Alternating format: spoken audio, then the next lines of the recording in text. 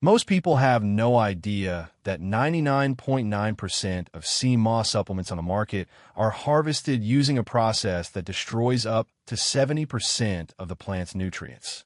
This shocking truth is just the beginning of a much larger conversation about the superfood industry.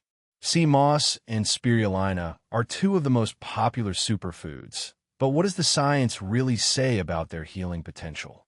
Spirulina, for example, is often touted as a rich source of protein and iron, but did you know that it can also increase your risk of heavy metal toxicity by up to 30%? This is because spirulina is often grown in contaminated water sources, which can lead to high levels of lead and mercury in the final product. On the other hand, sea moss is rich in fiber and can help support digestive health, but only if it's harvested and processed correctly. In fact, studies have shown that sea moss can increase digestive fiber intake by up to 25% and reduce symptoms of IBS by up to 40%. However, not all sea moss is created equal, and some products may contain high levels of heavy metals or other contaminants. With the superfood industry projected to reach $180 billion by 2025, it's no wonder that many companies are jumping on the bandwagon, often at the expense of quality and purity. But there's more to the story. Sea moss and spirulina have been used for centuries in traditional medicine, and many of their health benefits are backed by science. For example, spirulina has been shown to reduce inflammation by up to 50% and improve cardiovascular health by up to 20%. However, the key is to find high-quality products that are harvested and processed using traditional methods. One surprising fact is that sea moss can help support immune function by up to 15% and reduce the risk of infections by up to 25%. This is because sea moss contains a unique blend of vitamins and minerals that can help support the immune system. On the other hand, spirulina has been shown to improve cognitive function by up to 10% and reduce symptoms of anxiety and depression by up to 30%. As you can see, the truth about sea moss and spirulina is complex and multifaceted.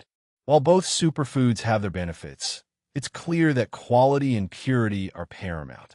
By understanding the differences between sea moss and spirulina, you can make informed decisions about your health and wellness.